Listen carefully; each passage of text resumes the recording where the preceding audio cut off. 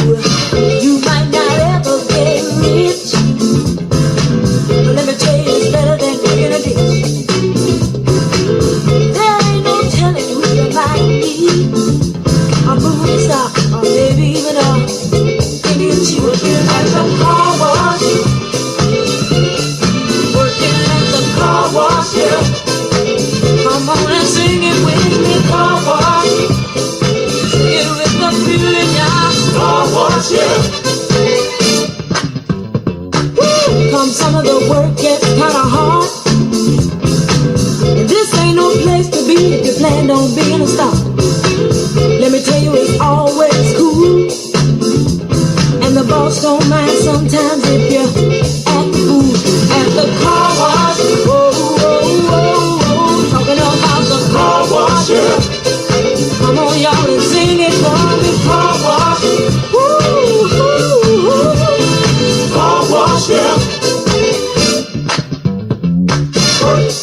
Well, those cars never seem to stop coming. Work and work. Keep those bags and machines humming. Work and work. My fingers to the bone. Work, if I can't wait till it's time to go home. Hey, get your car washed today. Fill up and you don't have to pay. Come on and give us a play. You wash right away.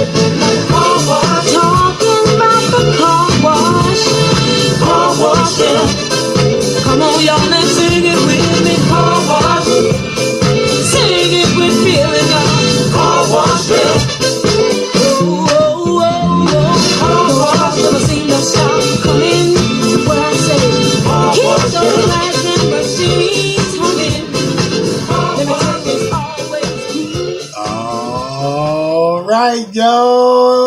Y'all gotta love that song. Get your car washed. That is the job. Listen. That's the job. If I pulled up to a car wash and they were playing that John, I would get my car washed by that same place every day. For real. That song make you want to get your car washed, don't it? No, it makes you want to jam. Car wash. It do make you want to jam. Whoa. Yes. Car wash, yeah. Oh, man. You know, I'm going to tell you, man, I love kind of being in between eras. I really do, because we get car wash, and then we get Biggie Smalls. You know what I'm saying? Like we right in the middle. We get both flavors. You know what I'm saying? Mm-hmm. Yeah. That song right there, man. Remember when that movie came out? Yeah, the movie Car Wash. I know. Yeah. That movie started off with that song, and everybody was like, "It worked." And we're yeah, go, yeah. But you know what though? It was songs like that made it. It caused people to have pride in what you did, no matter what your job was. Whether it was being a sanitation worker, the taxi driver, the person working at the grocery store, or working a car wash, like you made it like that. You made it desirable. Like people had pride in being a janitor or whatever it was. And, that song kind of reminds me of that, man. They made it fun. You know what I mean? Especially when you saw the movie Car Wash. It was great, man. And I like the fact nobody got shot, stabbed, nobody got karate kicked. That was the movie right there. Yeah. That was the movie right there. I'm telling you, that was the movie. Yeah, that was the movie. That definitely was the movie. That song make you want to like pop like rerun. You know what I'm saying? You cannot listen to that song and not think about Soul Train, my main man Shabba Doo from Breaking, or Rerun from What's Happening. Yeah. You know what I'm saying? Yup. That song, Breaking 1 and 2. Breaking 1 and 2. Which one was your favorite though? I like Breaking 1. Because I like when they went to the Roxy and they had the battle. Okay. When they put the girl on, I'm kind of like, Okay, was that Electric Boogaloo? Breaking 2 Electric Boogaloo. Breaking 2 was my joint. That's Breaking like 2 that. Oh Breaking 2 Electric Boogaloo. Come the girl couldn't dance. Well, no, she couldn't dance. She did. She could do ballet, but she could not break dance. Okay, she could not dance. But however, that music and the way they were cutting that floor, that was you got. It was. The music was great. The music was great. Yeah, man. Shabba Doo and the guy that played Turbo, man. And Beat Street. Oh, Beat Street and Crush Groove. Yes. Yeah. Beat Street. Break down. Hey, Curtis Blow. You know what I'm saying? Yeah, man, that was good. Everybody and their mama would tune in to Beat Street because the song "Here I Lay All Alone." He had them old school jams, man. I'm telling you, man. Those songs took you back. Yeah. And Blair Underwood got beat up. Yeah, Blair Underwood got beat up. Everybody, even me, every girl was crying, "No, don't hit him! Don't hit my boyfriend! Don't hit my man! You don't know he's my boyfriend, but don't hit my boyfriend!" Shut up. You don't know. Oh, man. Yo, it's the Kevin and Nikee show. We are back in full effect. Yeah, man. We love what we do. We do for you. And we back for another week to bring you a good show. Another exciting show. Another exciting show, man. More exciting guests. And more exciting things to say and talk about. Absolutely. We always got good stuff to talk about. With that being said, it's time for the many adventures of Kevin and Nikee. That's how they be in church. Yeah, they sure do. Yeah, so with that said, we always got stuff going on, always got things on our horizon. So what you got going on? Man, I am super excited because I sent out my headshot resume, got some responses. Praise the Lord on that. But the one thing I am most excited about, we've been waiting for, remember we were talking about a few weeks ago about a director over in Delaware. Right. And about how we're getting ready to turn his play into a feature film. Yeah. Well, I got the call that the script is ready. And we're ready to go to the table. And he said, listen, I know y'all gonna knock this thing out. For real. I am super excited because I'm more so excited for you because I get to see you like break out. I gotta break out. You gotta break out. What I gotta do? Or can we put that out there? Let's put a little bit out there. Okay, what I gotta do? You ain't fighting. I gotta fight? You gonna be rumble. I gotta rumble? Oh my goodness. Let's get ready to rumble. I gotta Okay, I guess I gotta get into it. Yeah, so you gonna be getting it in. Like boom, boom, boom. Oh, so I have a stunt choreographed, fight choreographed background, so I'm gonna have to draw from that. You know what I'm saying? Along with unhappy thoughts and anger and emotion, maybe I can pull it off. I think I could do it. Yeah, and I'm excited because I get to be this evil. Oh my goodness. Evil, vindictive person. He said, Nikee, I need you to pull it all out. Well, that shouldn't be hard for Nick. So wait a second.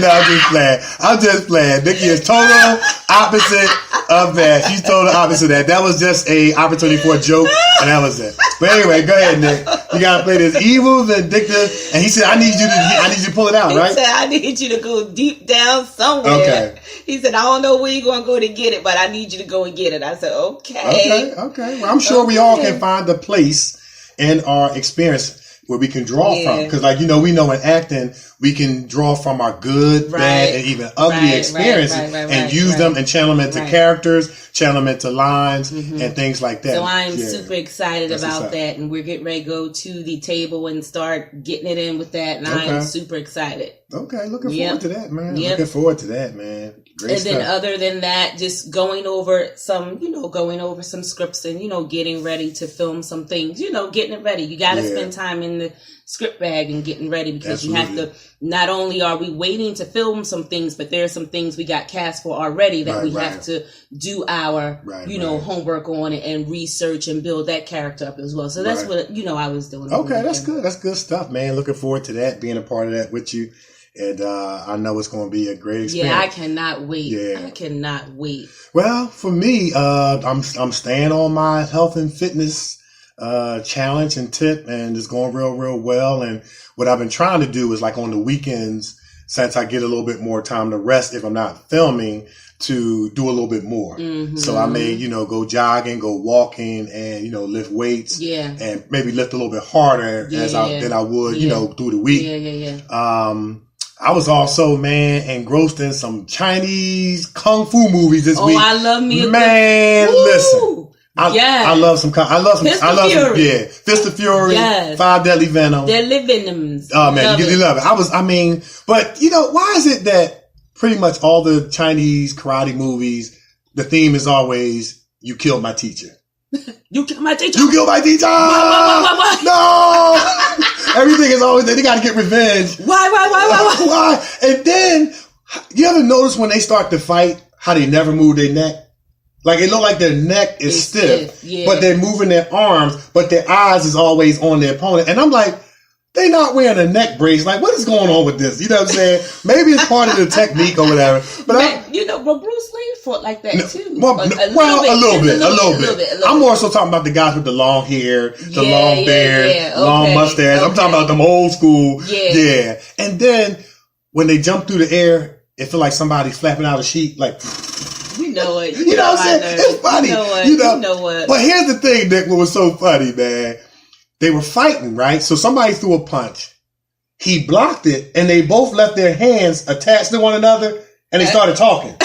They was like, I know what style that is. That's the one-eyed drunken lizard. Tisha taught you back in 1970. They start having a conversation. I'm like, who does this? You know what I'm saying? But I'm telling you, I love me too. But let me tell you this. When the gallery was the gallery down there, they used to have a cart down there. Full of karate movies. Yeah, I remember that. Remember that? I remember that. And I would go down there like, I need this. And I would spend my Saturday watching them all. Now check this out. I'm going to give you a karate movie I know probably people have forgotten or haven't seen in a long time. Because I saw it when I was a kid. And you might think the title was funny, but it was called Kung Fu Zombie. Kung Fu Zombie. And this dude was, somehow he got tripped up and got killed, and he was a Kung Fu master, and he combined biting people with Kung Fu. Wow. Yeah, it was crazy. It was crazy. Okay. Well, you know what? Since we're talking about fighting, I have an interesting fun fact for you. What's that? Now, you got to follow me. Okay. Now, Black Panther. Okay. Okay? Black Panther. Now, remember... Black Panther? Panther, come on. All right. Listen, remember in the beginning of the movie, the king who played the young king in the beginning of the movie, right? Now, think back to the Avengers when he was an old man. Right. That's his father in real life. That's his father in real life? That's his father. That's Chadwick Boseman's? No, not Chadwick Boseman. The king, the one who got killed. Okay, yeah, at the explosion. Yes. In the Avengers. The one who got killed at the explosion in the Avengers when he was old. Right. Now, go back to Black Panther. Right. The one who, when he was younger. Remember, he put the claw in his brother's chest? Yeah. Him. That's his real father? That's his real father. Wow. Interesting fun fact. That's his real father. Interesting fun fact. Yes. But in the crazy part about it was the character who played Chadwick Boseman's father in the movie kind of looks like him. Yeah, that's his father. They did an excellent job of casting. That's his father. Yeah, that's his father. And they had them on Twitter sitting together. Okay. And you can see it all up in the face. That's his father. You see the resemblance. That's great stuff. That's great stuff. Great and I was like, oh my goodness, look at that. Great fun fact. Yeah. And he was like, his father said that he truly enjoyed watching his son play him as a young king. Yeah, he truly That's great enjoyed stuff. it. That's great stuff. Yeah, interesting fun fact, right? Interesting fun fact. I mean, other than that, like you said, Nick, I'm just getting on my lines, for some stuff I got up and coming. And, I'll share this. I was kind of searched for or sought out for a TV series. Nice. I don't think I can say what the name of the TV TV series yet. is. But the thing about it, I was getting these emails saying that someone had been searching for you in a particular, website or whatever. Nice. And I'm thinking that this is a scam. But then I get a text saying, hey, we would love for you to be a part of this TV series. Da-da-da-da-da. If you're interested, let me know. And, we don't turn down no roles. We don't turn down no roles. So I text back, I'm definitely interested. Send me more information, yada, yada, yada. See that? See, this is the vindictive revenge part she's going to use in the script. What is that? What is that? See how she tried to get back? You know what I mean? See, that's that. But anyway, information. I sent back my information and, it was interestingly different, to be sought after. Yeah. So now I have my scene coming up. Okay. So my perspective, and I mean, I've been on my lines, knowing my lines. I already know them. I want to develop the character a little bit more and stuff like that. But here's the point I want to make. It's like, I really want to do not just well all the time, but I want to do especially well with this particular one because somebody sought me out. Yeah. And this is an opportunity for me to show what I can do. Exactly. And I'm playing a character that I'm not traditionally accustomed to playing. Okay. So I'm looking, I like that because it's like we want to show our range and we want to, not get stuck with the traditional dad, police officer, detective, judge. You know what I mean? Right. So it's when someone takes an interest in you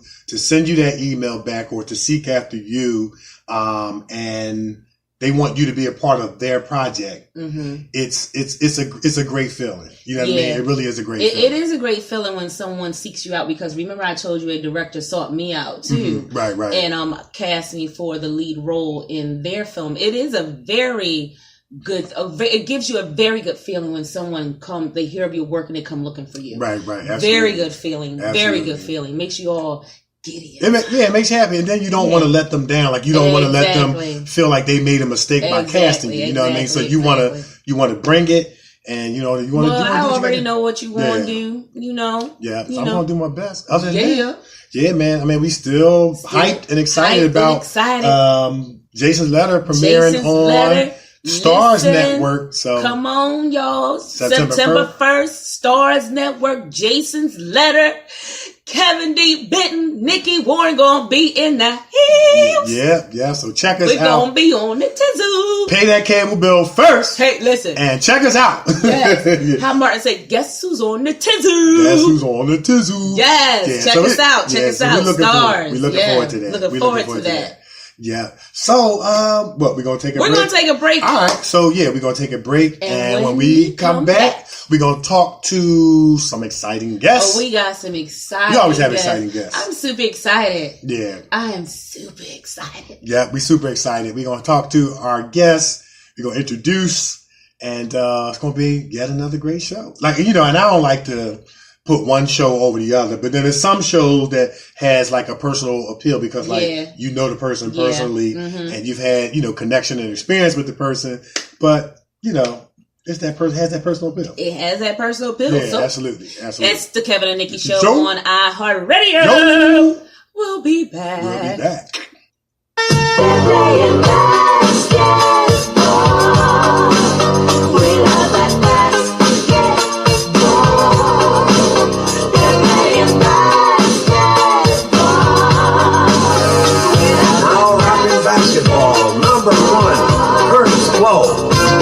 Basketball is my favorite sport. I like the way they dribble up and down the court, just like I'm the king on the microphone. So it's Dr. J and Moses Malone. I like slam dunks and taking it to the hoop. My favorite play is the alley-oop. I like the pick and roll. I like the give and go, cause it's basketball. Mr. Curtis Blow. We love that.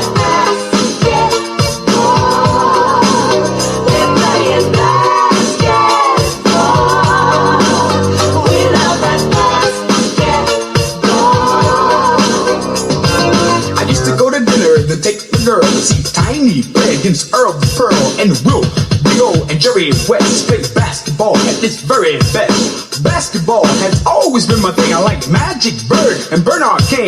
And number 33, my man, Kareem, is the center on my Stony team.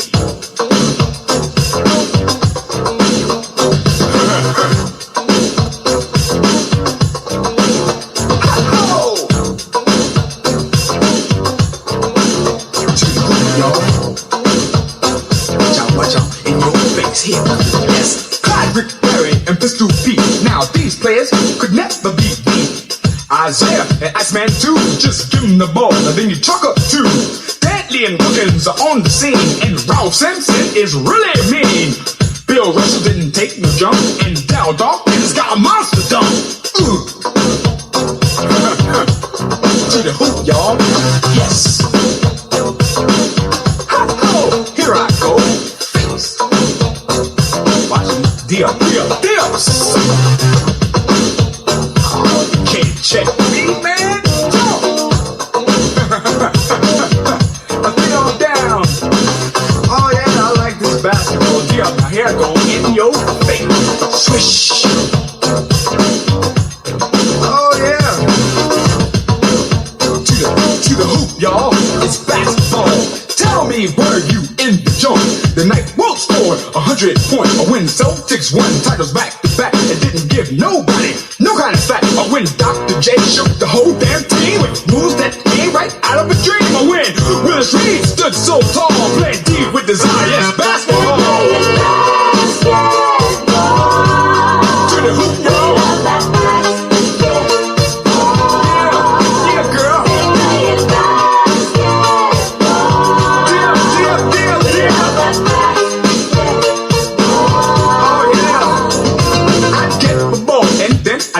Like the superstars in the NBA, the forwards, the centers, and all the guards, the ones you see on the bubblegum cards. Me and homeboy would go 1-on-1, cause playing the game is a lot of fun. Sit by the TV and watch them all, cause Curtis Blow is rapping basketball.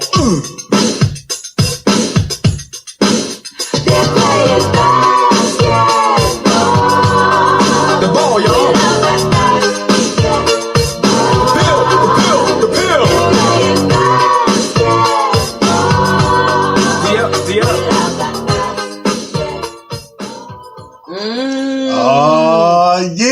We're playing basketball. I'm gonna tell you something. Guess what?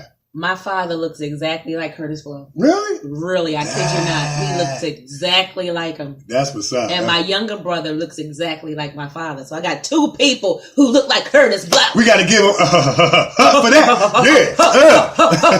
Well, it's the Kevin and Nikee Show. We are back.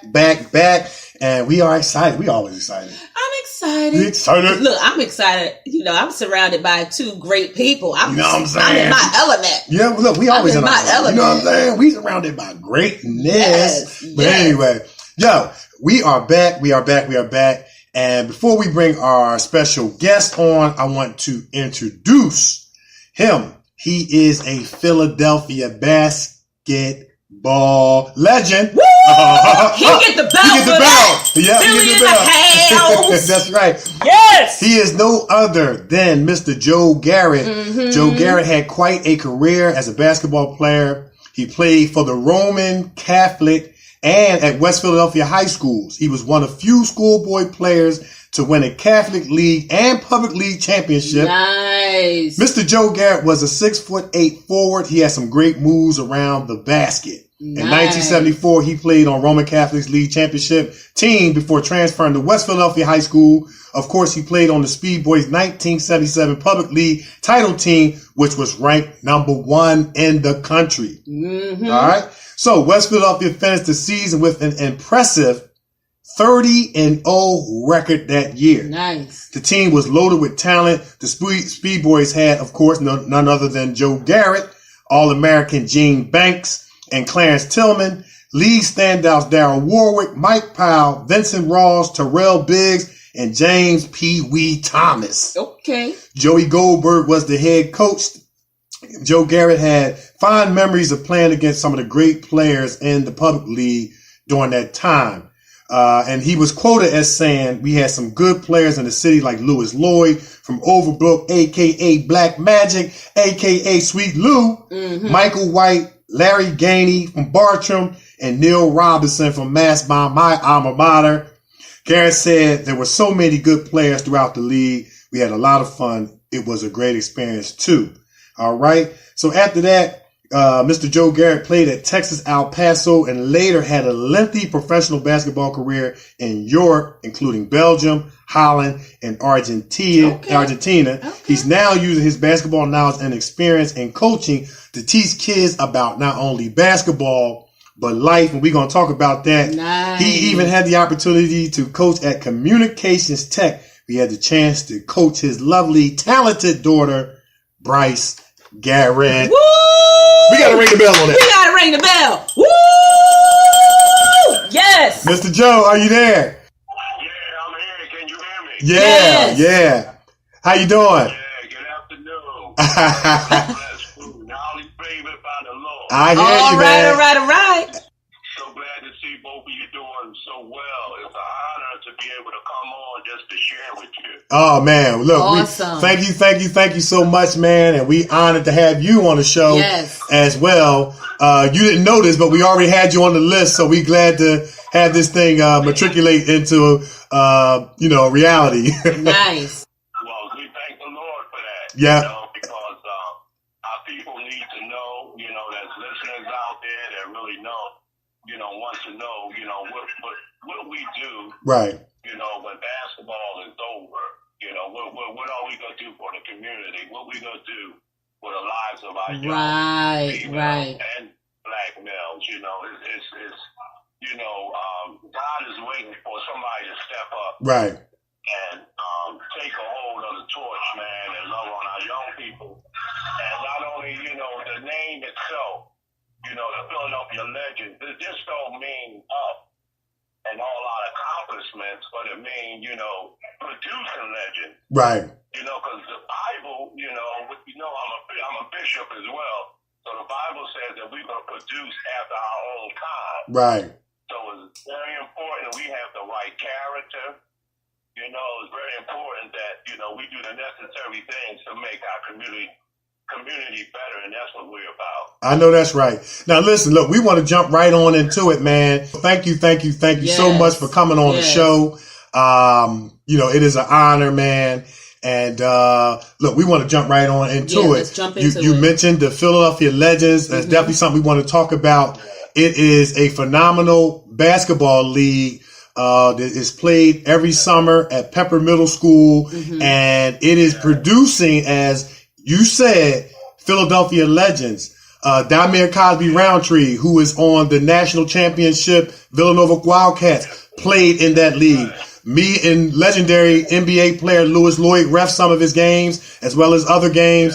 Who else? We had Christmas that played at Syracuse, who also played in the NBA. He came out of the league. And then we had Quadir Green, who played for Kentucky this year. He came out of the league. So this league is definitely producing legends. It's ran by Philly Legends. What inspired you to put this kind of league together? Well, I came to this conclusion after it was all over for me. That I was just looking for a place, in the community where I can fit and be, help. It's like you come back home, after been gone since 1977. I come back here in 2003, and I look at the opportunities that our young people had, and it wasn't many, because it's like, if you play AAU, which costs $1,500 to $3,000 to be a part of, right? And it's like a lot of our black families can't afford to put our kids in a prestigious program like that. That's right. It's a good program, but I put 3 of my kids through it. But I look at other people, other families, they can't afford that. Right. God allowed me to say, you have to produce something that's free of charge. Right. And the gift I put in you, I need you, to, activate it in other young people. Right. So I said, what? So like, how am I do that? Well, guess what? I got out there at Pepper Playground and just got some kids together and just started working on nothing, a wing and a prayer. Nice. And it caught on like a bonfire. Yeah, sure so did. many years, my league got to be so big. Even you, Brother Kevin, came out, man. I just want to commend you. Thank you for coming out, helping out. Oh, thank you, man. I'm saying just rolling up your sleeves and wanting to be a part of something. Nice. That was very great. Yeah. And I didn't know it would grow to be something like this and produce kids like this. But, Yeah. I look at even Deion Waivers, Yeah. part of that. Right. Deion Waiters. Yep. Deion Waivers was a part of that, and I just think, a player, I got film of him in 10th and 11th grade playing in that. Right. One year we went inside in Pepper school and played and used the indoor gym. Okay. And he was on playing, and I didn't know he was going to be such a professional like he is right now. Yeah. So it left room for opportunity for young people to come and who didn't have money and be a part of something that was great. Right. Thank God for using me to be a part of that. Absolutely. Awesome. For those who don't know who Deion Waiters is, he is an NBA player. He went to Strawberry Mansion and then he transferred out to a school in New Jersey called Fountain of Life. And he went to Syracuse, and now he's an NBA player. He's played with the Cleveland Cavaliers, other team. And every now and then, while I'm riding my bike, it's nothing to see Deion over there with his four-wheeler over there, doing his thing, coming back with his friends. But he played in the Philly Legends as well. How did it make you feel to see all of these awesome players come out in support? How did that make you feel? Well, I'm going to put it to you like this. Like, I guess for the AAU, when a kid pays $2,000 to $3,000 to be a part of such a prestigious program, that's a lot of money that be accumulated without us through a summer. Right. My pay is, when I turn the TV set on and I see a kid who didn't really know how to play, who really wasn't that good, but just allowed me to love on them and mentor them and see them prosper and go on a level that was really, they couldn't see them going on, but God granted them the opportunity to go to the next level. That's my pay. Right. That's right. Beautiful. That's a ruby or a jewel on my crown. Right. And now God is well pleased with me that my hands were a part of that. Right. Success. And you can't ask for nothing much more than that, man. Just to be able to impart in somebody's life, and allow them to prosper. You know what I mean? And allow the fruit. To come out, at the right season. Right. Nice. Beautiful. That's great, man. And I'm going to tell you, once again, the league was free. Mr. Joe gave out T-shirts and uniforms to everybody.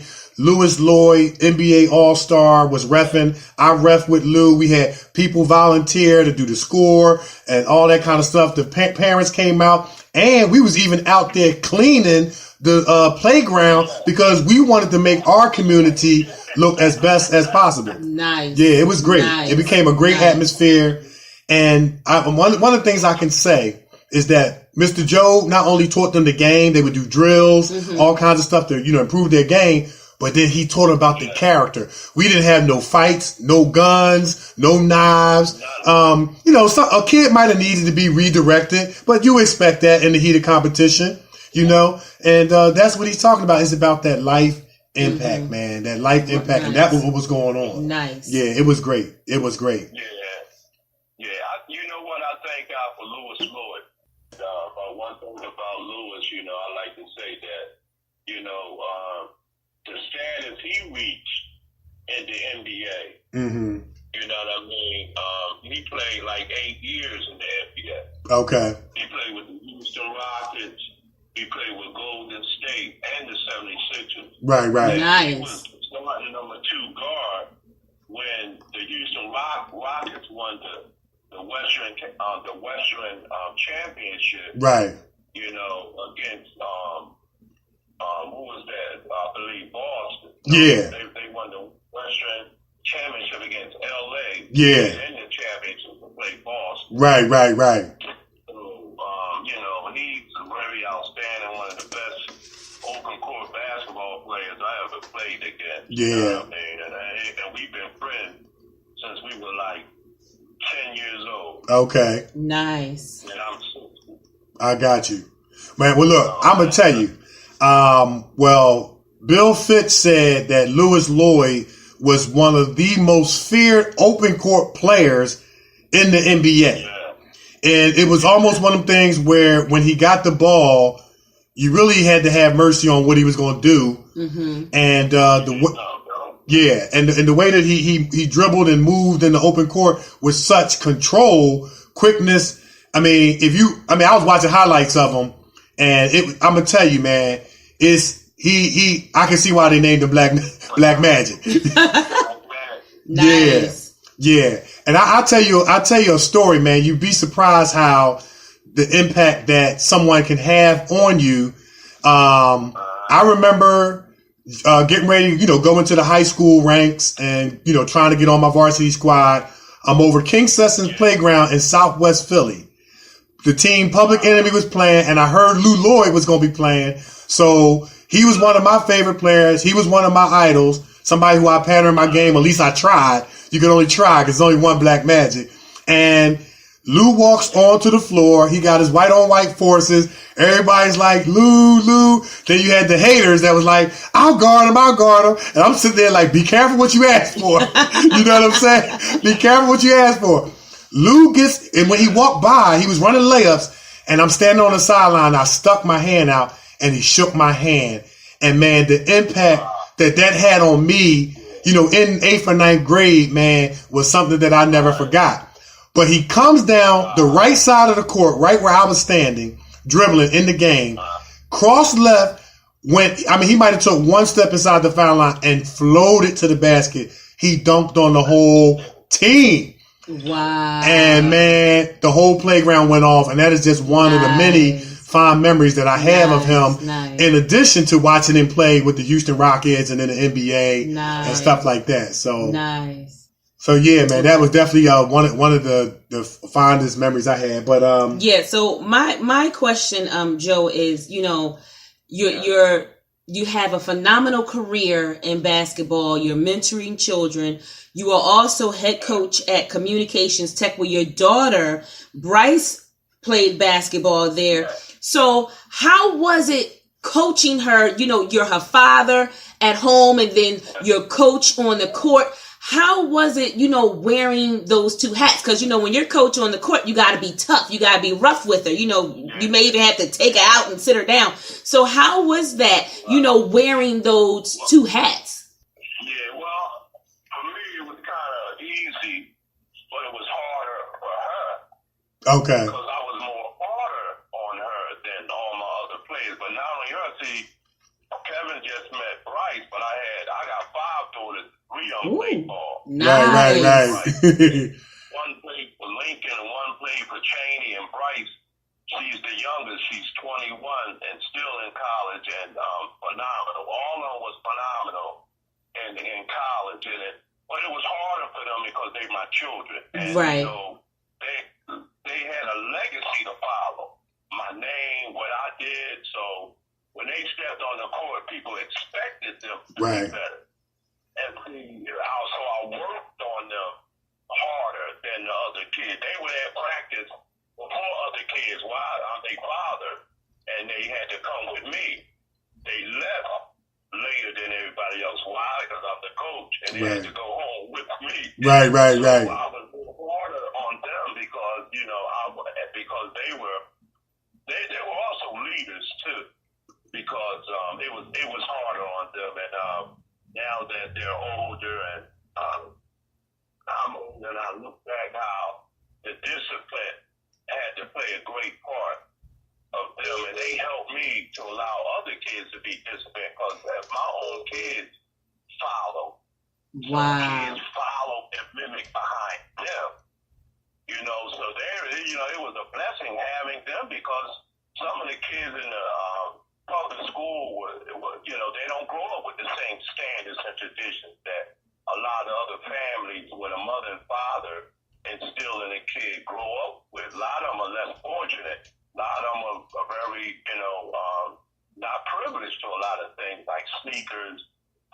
uniforms and the right gear. So we come bearing gifts. My children, they kind of like with a silver spoon in their mouth listening to them. If you would hear from them, they wouldn't think so, but they had more than the average kid. So they were able to give kids sneakers and get them things. And, so kids came in with a different kind of attitude and chips on their shoulder. So we had to kind of fight through a lot of different little spirits before even getting them to learn how to play basketball. And because of my children, through the years of coaching, I'm having, because they're different ages, having one or two on my team at the same time helped me to shape and mold other kids. Okay, definitely. Yeah, that's awesome, man. That's awesome. That's awesome. That is awesome. Yeah. So yes, did you kind of feel that maybe, I would say, from being around the team, I know I had a chance to work out with them over at Pepper and play pickup games. It looked like she was really handling the pressure very, very well of following in your footsteps. Did you feel like she handled the pressure, perhaps, of following your footsteps? Yes, she did. I'm very proud of her. Right. My hat goes off to all my daughters, and Bryce handled that pressure very well. But that's a lot of pressure on a kid. Yeah. Whose father is the coach, whose father did some things for basketball. They expecting you to do something than to know something. And, she was, matter of fact, her senior year, at I wound up coaching at Bartram. And she was the most outstanding basketball player, female basketball player to come out of Bartram. Because, Comtech had closed, so we had to move over to Bartram, the main school. And she did 2 years there. Her junior year, freshman and sophomore year, she was second team all public. Oh, wow. Sophomore and her junior and senior, she was first team all public. Her junior year, she was the fourth leading scorer in the state of Pennsylvania. Wow. Senior year, she was the number two leading scorer in the state of Pennsylvania, right out of Bartram. And she got a full scholarship to Delaware State, but the coach that recruited her, they fired that coach. So my daughter didn't want to go there. And she went to Keystone College, which she had a full full scholarship to go there. And academically, she had a 3.9 grade point average to go along with that. Wow. So, right now she's doing great. Awesome. She's doing great right now, and she's going to be graduating in a year and a half. She's majoring in sports medicine, and she was the freshman and sophomore year in college. Okay, she was player of the month and second in leading the team in scoring. You know what I mean? Yeah. Throughout her college career right now, and so I look at her as all I can say is job well done, daughter. Nice. She's special. And all my daughters graduated from college, the ones before her. Graduated from Cheney, graduated from Lincoln. Brooke, that was my center, Brooke. Okay. She was 6'1", and she got her degree in business, got her own beauty salon. That's what's up. You know what I mean?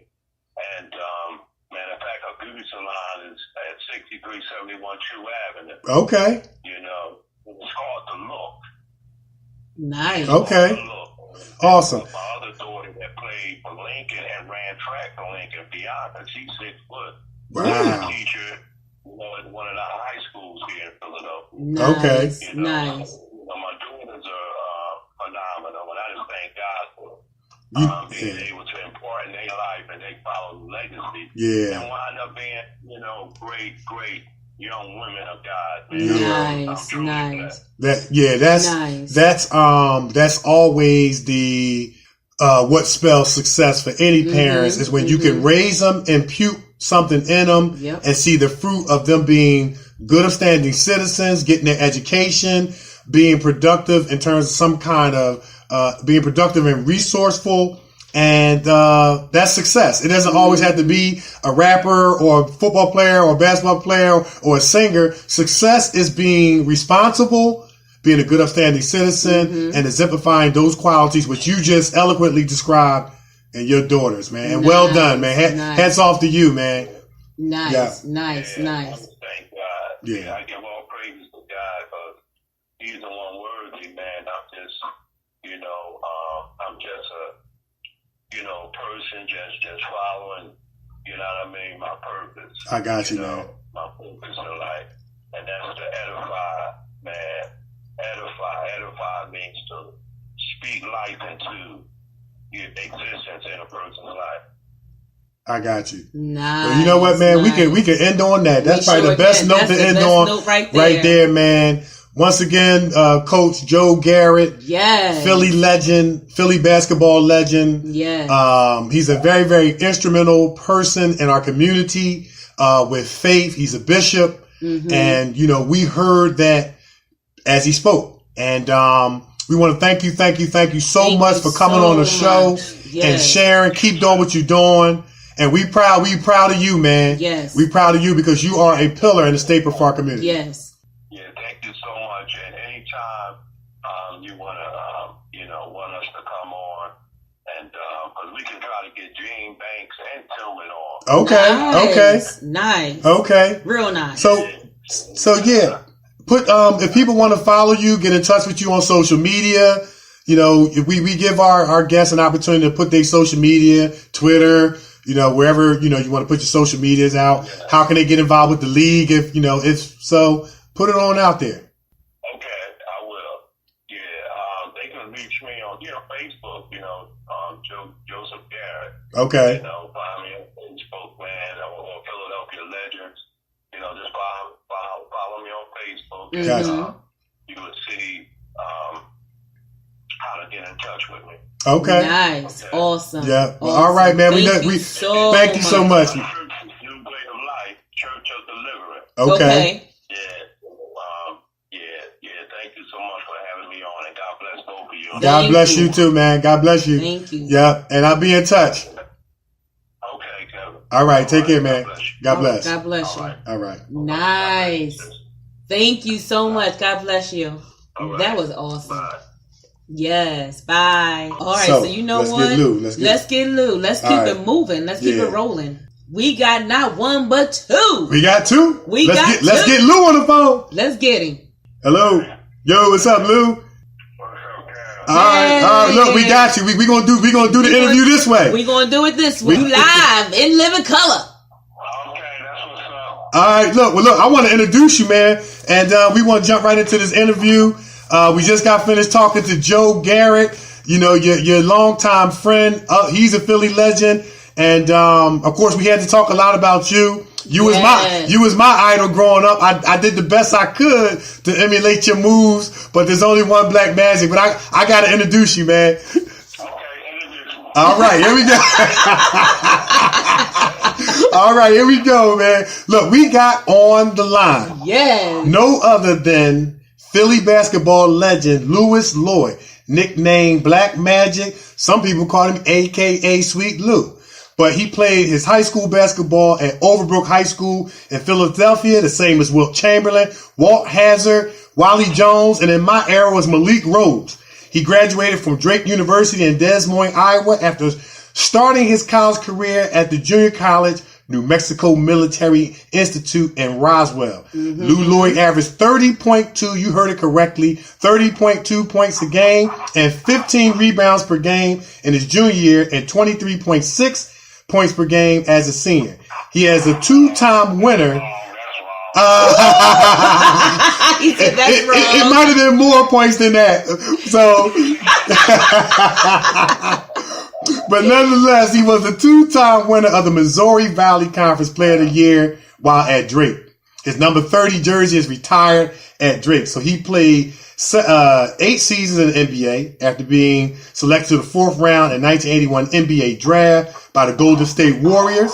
After 2 seasons at Oakland, he moved to the Houston Rockets, where he played for the Houston Rockets, man, the original Twin Towers, Ralph Sampson, and Akeem Olajuwon. and he got double digits in every game.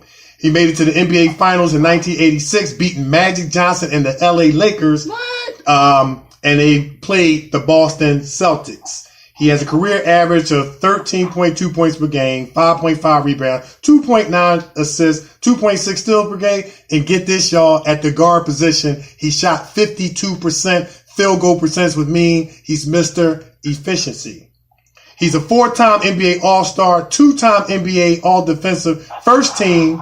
He played with the New York Knicks, Golden State Warriors, New Jersey Nets, and he can score buckets. Nice. He scored buckets. We got Lewis Lloyd on the line. What's up, Lou? Yes. What's going on? Who that beautiful lady?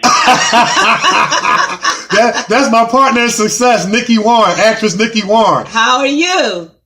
I'm good, Nikki. How you doing? I'm doing good. I'm better now since you on line. That's right.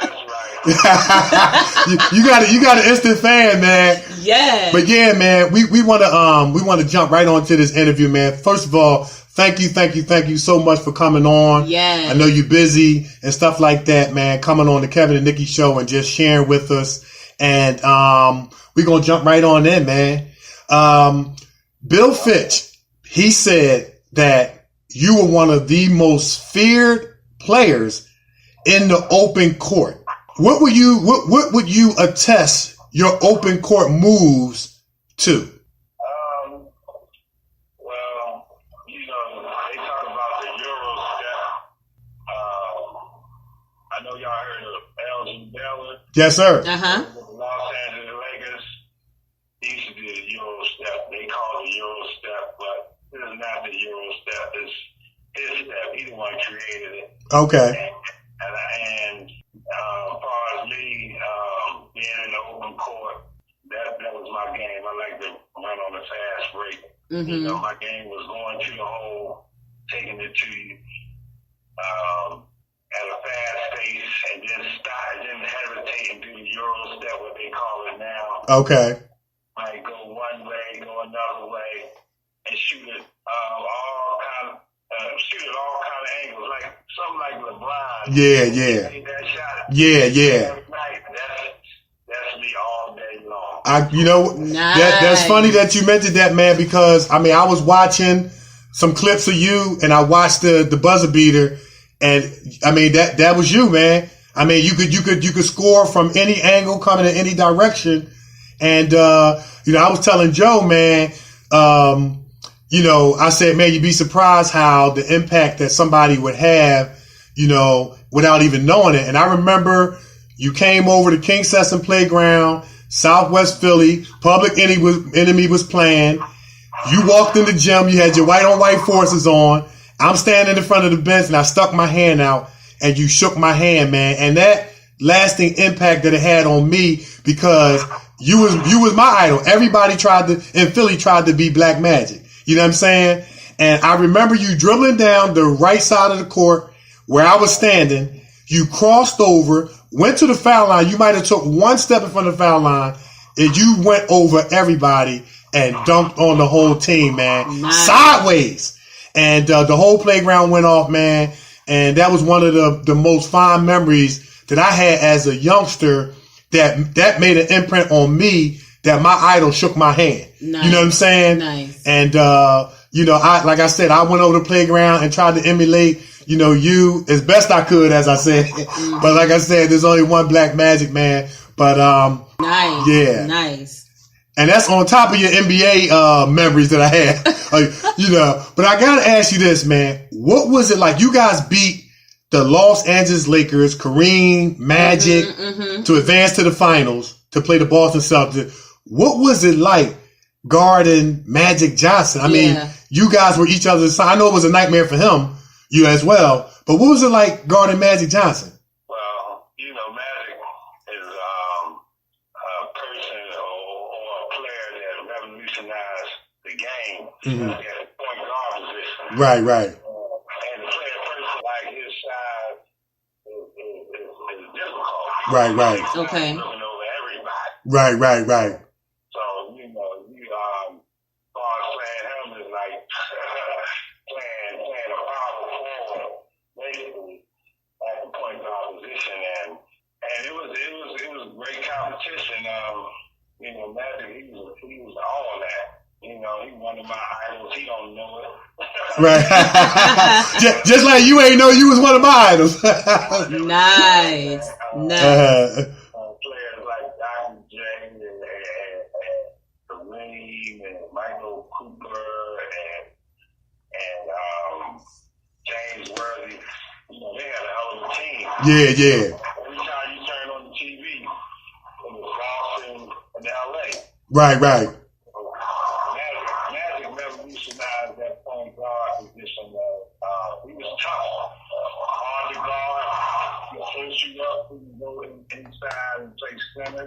He can play every position on the court. Yeah. So that's what made him so good. He was a bad boy. Yeah. From his props, but nice. It was a tough matchup. But I know they beat us the first game in the series, and we had beat them one game during the regular season. Okay. And they used to beat us all the time, so it came to a point where we had said, y'all not going to beat us no more. Right. So we went and beat them 4 games straight. I know they was mad because they were the defending champions. Right. And it's hard to dethrone the defending champions because they got all the experience. We was young. Okay. The Kings with Ralph Sampson, Rodney McCray.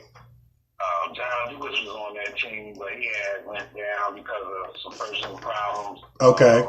Mr. Wiggins. We had a great squad. Robert Reed was on that squad. Alan Level was on that squad. Yeah, Robert Reed, Alan Level. Yeah. Craig Elo. Yeah. You know, Michael Jordan hit that shot on him as a brother. Yeah. Nice. So, we had a great team. But Magic, he was tough. The whole Lakers organization, the whole team was tough, and that was a great thing to do as far as beating them. Yeah. That was the one of our greatest accomplishments. Yeah. And beating them because, like I said, they were defending champions, and you know, it's hard to guard a big man like that at 6'9",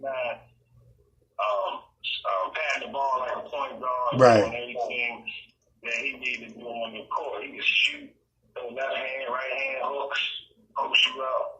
You know, he was a beast. So I got you. Nice. It was nice beating them. You know, that was one of my fame, the glory, or our fame and glory as a team. Right. Defeating the Los Angeles Lakers. Got you. Nice. Now let me ask you this: with all of the things that you have done in terms of basketball, what would you say would be your most memorable? Like, what's your most memorable game? My most memorable game was we was playing Seattle Supersonics in the Kingdom, 38,000. Okay. Oh, wow. And it was like 4 seconds on the clock. Gus Williams, the Wizard, he had just came down to hit a jumper. Okay, I remember Gus. And they was up 2 with 4 seconds left in the game. So we called timeout. So I told my coach, Al Alice, put me in the game. I'm going to hit the shot. Okay. He said, okay. So he drew the play up and everything. So the ball came in. Lorenzo Roma, I don't know if you remember him. I remember him. Yep. Okay, he passed the ball in. I came off of a pick from the baseline. Joe Van was the center. Mm-hmm. He gave me a pick, and I went out to 3-point land, and I faced Ronnie Shelton. Ronnie Shelton, 6'8", 260. I faced him up and gave him a jab step. He went for it, and I threw it to the roof. I mean, a high arching shot. Okay. That went in at the buzzer. So that was my most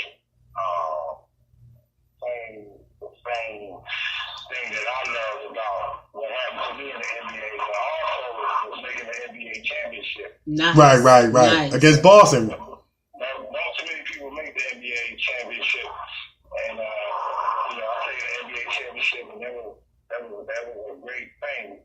You know, a lot of media, a lot of exposure. Yeah. That was one of my greatest dreams. Nice. To play in the NBA championship, and Right. Larry Bird, and there was Kevin-Nikee-show, and they was tough. They was really fast. He was down. You know, the game was all week morning. Nice. But, you know, that was a great thing that happened to me in the NBA that I remember the most. Nice. I got you. Beautiful. I got you. Well, listen, man, we had, I want to talk Philly legends, man. You definitely a Philly legend. I want to talk about Joe. Joe spoke very, very highly of you. You guys been friends since you were like 10 years old.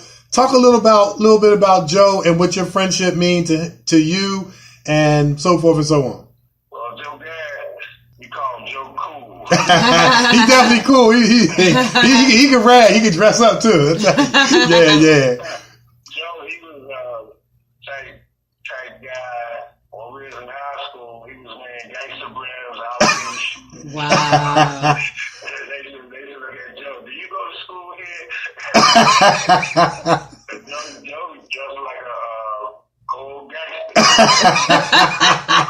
Cold gangster, funny guy.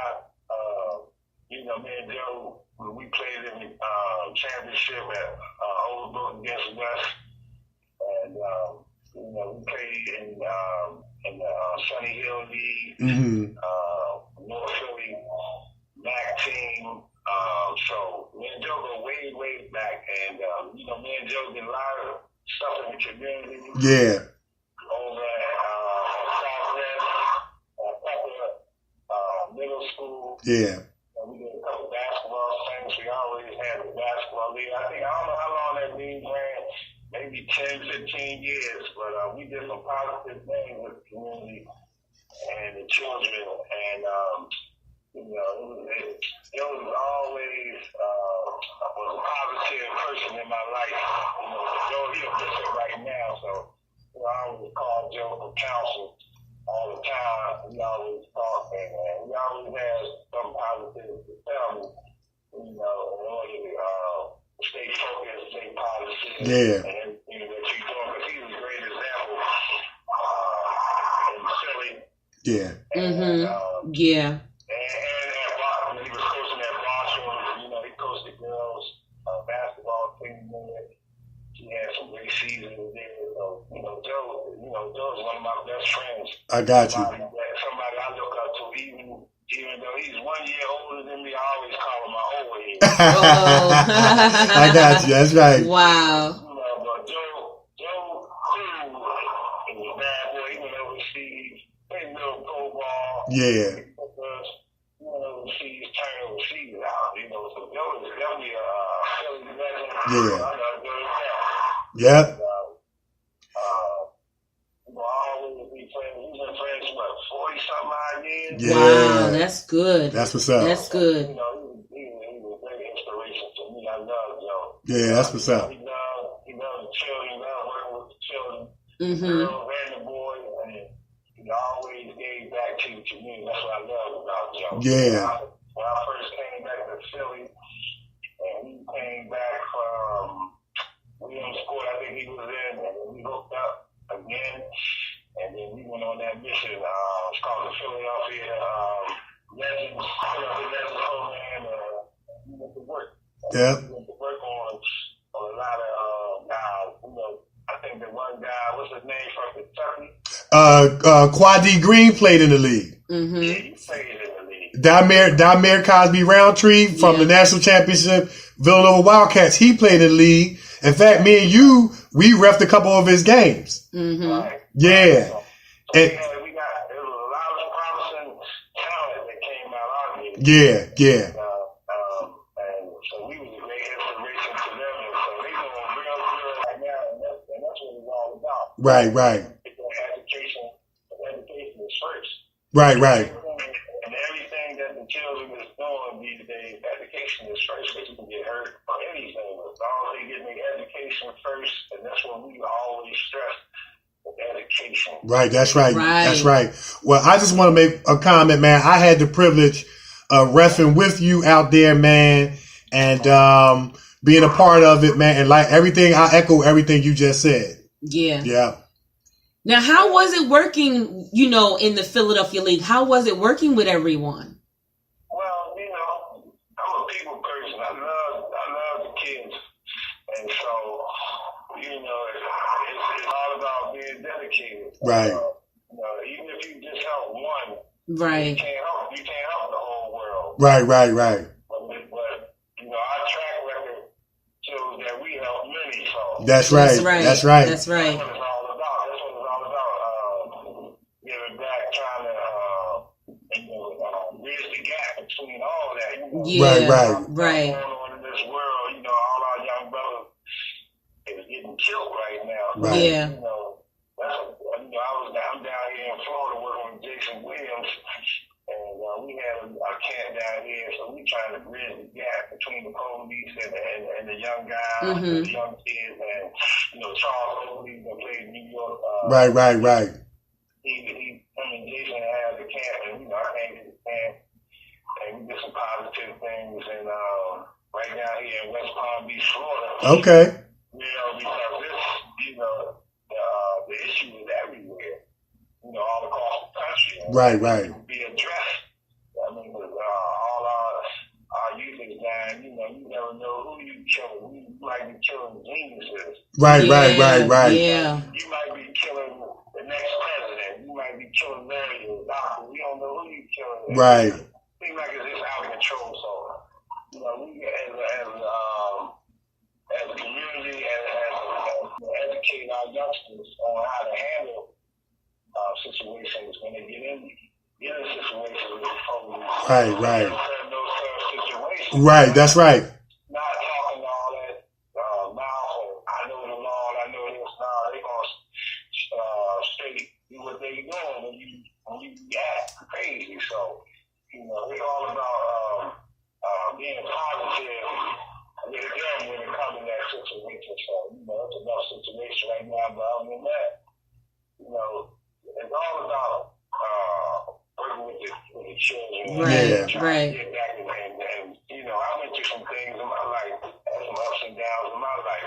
Mm-hmm. You know, I'm straight right now. I'm staying sober. I'm taking it one day at a time. Awesome. And all I can do is get back and tell them the bad things and the good things. Right. There you go. Awesome. That I went through in order to help them so they can survive. Because it's rough and it's real in this world. Yeah. And a lot of negativity out there. So we got to, you know, try to be the best that we can be and be positive. Be good role models. Right.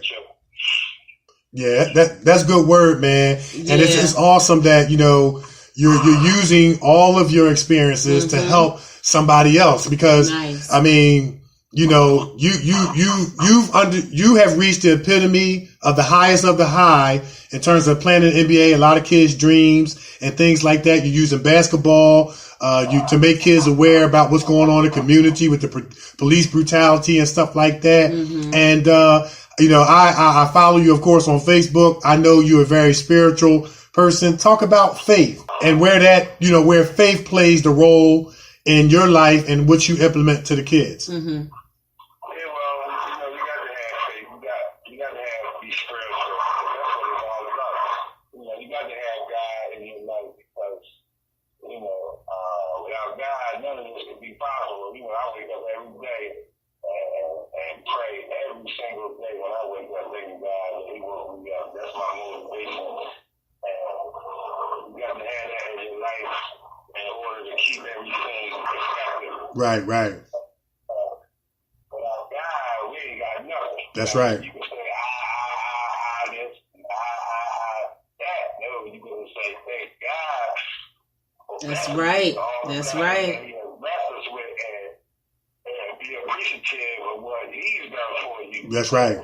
He the one gave you the tools, or gave us the tools in order to even function. So, Right. So the spiritual level is all that. You know, it's like dealing on a higher frequency instead of a lower frequency. The lower frequency is all negative. Right. The higher frequency is, you know, out of this world.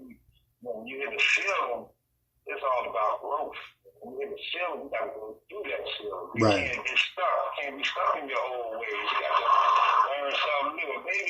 teach you something. You know, you got to learn something every day. That's right. So the spiritual aspect of life is beautiful. You know what I mean? Uplifting. Got you. Good to give thanks. That's right. Nice. Nice. That's what's up. That's what's up. Well, listen, Lou, man, we know you're busy, man. We thank you for taking time out of your busy schedule to come on the show. You and Joe Garrett, Philly legends, and your own right, NBA legends, professional, but most of all, man, y'all good people. I'm just thankful and blessed to be able to say that, you know, hey, I had somebody that I could look to strive for and use basketball as an instrument to make it out of the hood, make it out of the ghetto. And that I know you guys personally, played with your brother Roy. I was coached by your brother China in the Sunny Hill League. So I feel like I'm an adopted family member right now. But anyway, but thank you so much for coming on the show, man. Much love and respect. And we definitely want to have you back. You and Joe want to have y'all on together. Yes. But thank you so much for coming on and sharing, man, with us. Thank you. And thank you for all the NBA memories you done gave us too. Yes, that was a lot. Yeah.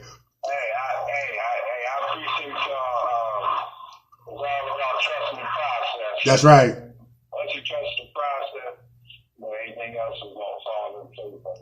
That's giving things the man upstairs first, and then then you put everything else together and try to work things out, especially for these children, because they're the ones that's the future. We gotta stay on them and stay in their ear and make sure we lifting them up. We guide them right, because if you don't have the right guide, then it's easy to go astray. That's right. Right. So God is the greatest, and I appreciate y'all for having me on the show. I would love to come on the show anytime y'all call me. Let me know y'all want me to be on. Okay. And then we'll go from there. Okay, we definitely gonna have both you and Joe back on.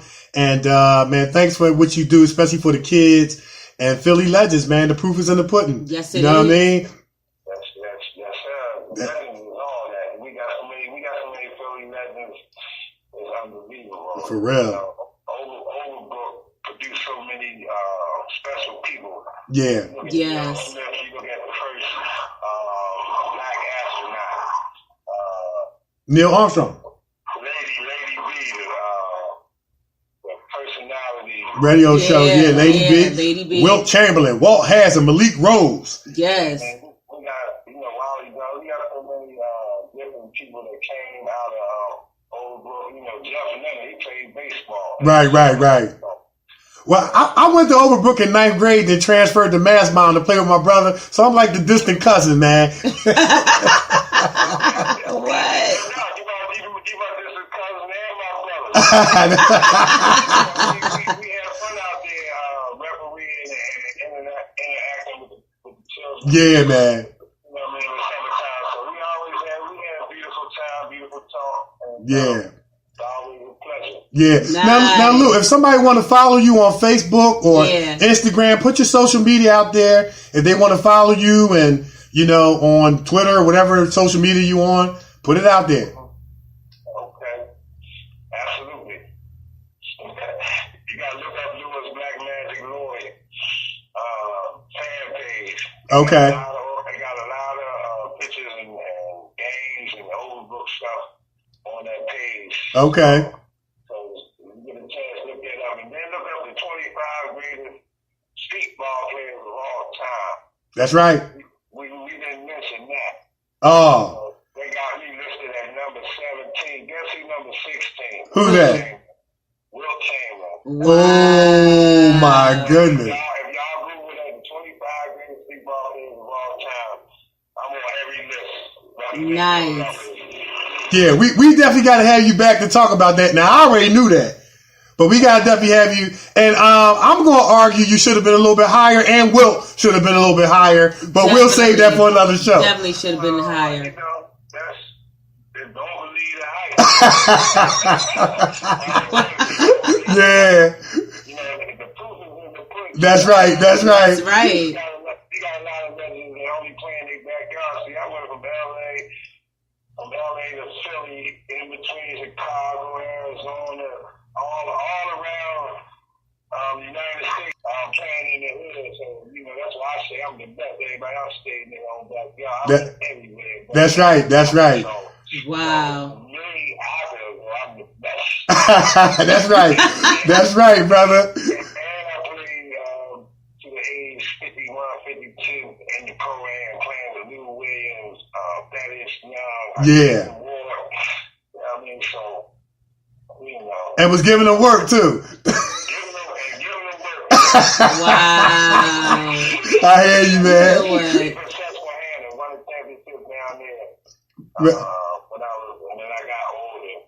But it's all about connecting with the community. And, everybody on like terms. Right. Nice. I'm glad to be clean and sober today.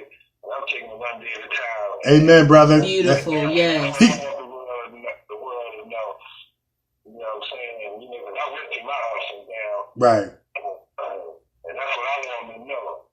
Black Magic is doing good. There you go. You get the bell for you that. You get the bell for that, Lou. You get the bell for that. Yes, he get the bell for that. Right. That's right, baby. Awesome. That's what awesome. Black Magic in the street right now. There you go. That's the best thing. And God is the greatest. That's it. That's it. We can end on that right there. We sure can. Yep. Awesome. All right. Awesome, man. Yep. Much love, respect, Lou. And definitely be in touch. We definitely got to have you back. Yes, we do. And continue blessings, brother. Go Sixers. Yes. Yeah, man. All right. Take care now. All right. Peace. All right. Bye-bye. Awesome. Nice. Listen, we had two. We had two Philly legends. We got to ring the bell Philly one more time. On the line. Yeah. Two Philly legends on the line. Joe Garrett, Lewis Lloyd. Yes. Oh, man. Back to back. Woo. That's the first time we did that. That's the first time we did that. Oh, my goodness. Oh, my goodness. Back to back. Back to back. Loving it. Yo, what did he say? Trust the process. Trust the process. Trust the process. Yo, we just went to another level. Yes. We just went to another level, y'all. I'm super excited. You know what? I'm super excited. That was dope, man. That was good. Back. That was really, and you know what was so powerful? We had them on individual times, back to back. Yes. The same theme, community, kids, trusting the process. Yep. And they both spoke highly of one another as friends. Yep. Won't he do it? We got to play the organ on that.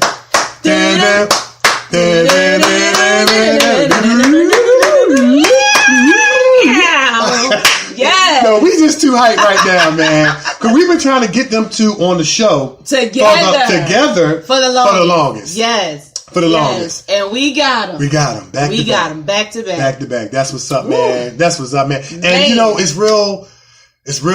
Oh man, I'm just hyped, man. I'm just overwhelmed. And you know what? I'm gonna go play some basketball. I feel like I'm playing some basketball. I feel like coming out of retirement right now. I want to go play some basketball. Man, I feel like coming out of retirement. Listen, well, you're gonna have to come out because I want to play. For real, man. We might have to. Yeah. We might have to get me, all of this. Oh my God. Joe, yes. and who's gonna be our fifth guy? Well, wait, hold up now. Hold up. What? Hold up. We have our own five. All three of y'all are like 6 feet something. You can be the point guard. Okay, put underneath the court. Wait, no. The smallest person on the team is not supposed to be under the basket. Okay, where am I supposed to be? You're supposed to be out top. We'll give you the ball, and all you gotta do is just pass it to us. Well, I can shoot. I mean, look, we're gonna pass it back, and all you gotta do is knock down the jump shot. Okay. Like the point guard sets up the offense. Okay. But man, did you hear that? Y'all, why I feel like he's trying to play me? No. Nick part of the team. Okay, I'm part of the dream team. Yes. You know what I'm saying? And then we get Malik. Malik could be Malik. Oh man. Woo! Me, you, Malik, Joe, and Lou. Nice. Yo, we can take a couple teams out like tonight. You know what I'm saying? Listen. Oh my goodness. I'm surrounded by 4 fine brothers. I ain't gonna be playing no basketball, ladies. Okay. I ain't gonna be playing no basketball, ladies. I'm trying to tell you. All right, we're gonna take a break so Nikki can take a cold shower. Basketball players. Woo! No. Listen, honey, I ain't gonna be playing no basketball. I'm gonna be watching. Yo, but seriously though, it's real funny, man, how life come full circle. Nice. I remember being that 12 or 13-year-old over King Sesson Playground, Southwest Philly, watching Lou play. He shook my hand. That had a lasting impact on me, man. But you know what? Go ahead. Well, then for life to come full circle, because I played in my era, I played with his brother Roy. Nice. Now Roy, like first of all, his whole family could play basketball. Nice. His brother Roy played for West Philly High School. Mm-hmm. They had Sean Harvey, my buddy Gerald Jordan, Ed Glenn. Yeah. They had Devin Baker. Mm-hmm. They had my man. I know I'm gonna leave some people out, but they had a great team. They were like number 1 in the country. Nice. They would travel like to Florida to play. Mm-hmm. And I think Joe Newt might have been on that squad as well. His son played for the Miami Hurricanes. Mm-hmm. And I'm leaving out the point guard's name. Damn, I can't remember his name, but Lottie Dottie, everybody. You know what I'm saying? But I played with his brother Roy. Roy left-handed, all-purpose player, shoot the three, dribble, play inside, outside. Mm-hmm. Roy jump shot was what we used to say his jump shot is wet. That means just go in. Nice. When Roy would shoot the jump shot, we would just run back down court. Because we know it was going in. Nice. I had the chance to play Sonny Hill in high school. His brother Chinaman coached me. Nice. Then I would watch the college league game, then watch the Baker League to watch Chinaman play. Yeah. And then we end up reffing the Philly Legends games. Okay. Helping out the kids. And you know what? It's just great. That's what I wanted to say. I love the give back. Yeah. And it was free. Nobody was charging. The give back. Yeah. When we use our platform to give back to these kids. Yeah. I love it. I love it. I love it. All three of you guys. You know, all three of you using your platform to give back to the children. That's what it's all about. That's what it's about, man. It's about giving. And, you know, Joe, he bought the t-shirts and the uniforms. And we was out there cleaning the playground up. We went home and got our own shovels and brooms. And because it was our kids, our playground. Yeah. You know what I'm saying?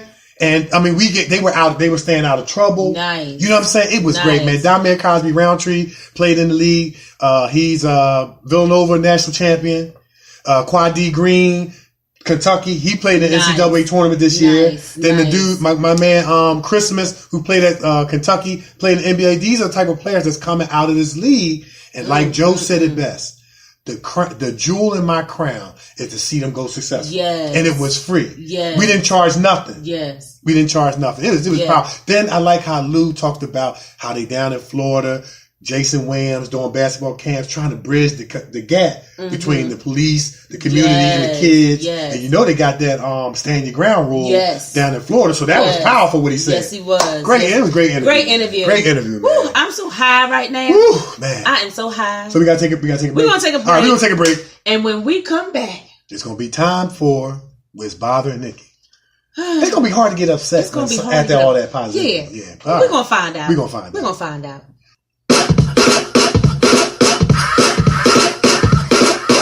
Drop top Porsche, rolling on my wrist, diamonds up and down my chain. Cardi B straight stunning, can't tell me nothing. Bossed up and not changed the game. It's my big bronze boogie, got all them girls shook. My big fat ass got all them boys cooked. We're from dollar bills and I be popping rubber bands. Bruno sang to me while I do my money dance like, hey. Flexing on the ground like, hey. Hit that little John, okay. Oh yeah, we dripping up and that's getting paid. Ooh, don't we look good together? There's a reason why they watch all night long. Yeah, I know we'll turn heads forever. So tonight I'm gonna show you all. I'm gonna walk away with you. I watch the whole room change. Baby, that's what you do. No, my baby, don't play. Blaming all my confidence. Oh, blaming all your measurements. Shut the shit down on sight. That's right. Hey, I hit dripping with finesse. It don't make no sense. I hit dripping with finesse. You know it, you know it. I hit dripping with finesse. It don't make no sense. I hit dripping with finesse. You know it, you know it. Now slow it down for me, baby. Cause I love the way it feels when we cry. Yeah. Our connection's so magnetic on the floor. Nothing can stop us tonight. When I'm walking with you, I watch the whole room change. Baby, that's what you do.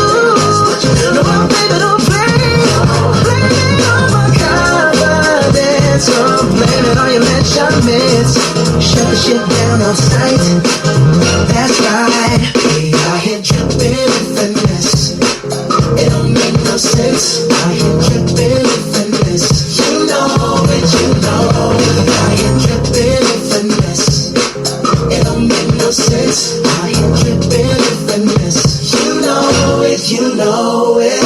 Fellas, grab your ladies if your lady fine. Tell her she don't want for life. Ladies, grab your fellas and let's do this right. Do this right. Yeah, we got it going on, got it going on. Don't it be so good to be us? Yeah, we got it going on, got it going on. Yeah, girl, we got it going on. Got it going on, got it going on. Don't it be so good to be us? Yeah, we got it going on, got it going on. Out here dripping with finesse. It don't make no sense. Out here dripping with finesse. You know it, you know. Out here dripping with finesse with my baby. Oh, dripping with finesse. You know it, girl, you know we got it going on.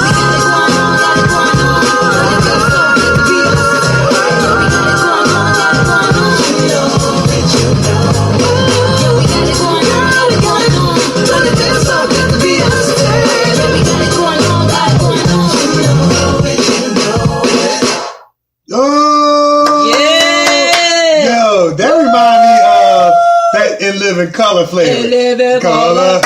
Woo! In Living Color. And the funny thing about it is that that was a tribute to In Living Color. Oh, I can tell. Yeah, because you can hear certain beats like that. Yeah. And all them dances, I know them. Oh yeah, that was the old school 90s dances. Yes, know how to do Oh them. my goodness, man, that took me back right there. I was about to bust it. Man, listen, I was about to start breaking it down. Yeah. The 90s dance, the kid and play. Oh yeah. Oh man, you know what I mean? It was that took me back. You can hear that in Living Color flavor in the music. Yeah. Yes. Yeah, it was great. All right. So it's the Kevin and Nikki Show on iHeartRadio. We on Spreaker. We on iTunes. We on Facebook, Twitter, LinkedIn. We everywhere. And we got some other places we're going to be coming to. A place near you that we're not going to mention yet. But we're coming. We're coming to you. We're coming. In other platforms. We're going higher and higher and higher. Coming at you. Coming at you. The Nikki Show. Coming at you. The Kevin and Nikki Show. Yeah. All right, yo. We just excited, man. I'm excited. We just excited, man. Thank you, everybody, from the top, middle, and bottom of our hearts for tuning in. Seriously, man. Yeah. We don't take you for granted. We do all not. Those people that chime in, tune in, everybody that leave comments on our Facebook page, everybody that share our posts faithfully, everybody that listen in and don't leave a comment. We thank you so much for you. We do what we do for you, and we don't take you for granted.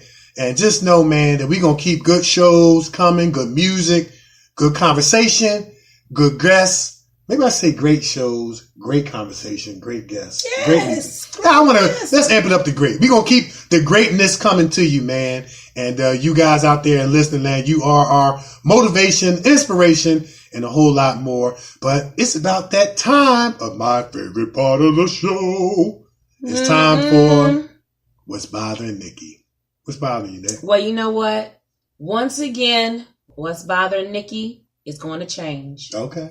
It has hit me all in my spirit talking to our two great guests. That's right. Lewis Lloyd and Joe Garrett, talking to our two great guests. You know, What's Bothering Nikki has got to change. I felt it all in the spirit. There you go. All in the spirit. So here we go. Here we go. We talk about all the time how, you know what? All of our guests who comes on the show always comment, to us about how we're using our platform to reach out and to give back. So my question to all of the up and coming artists and we're already doing it. What are you using your platform for?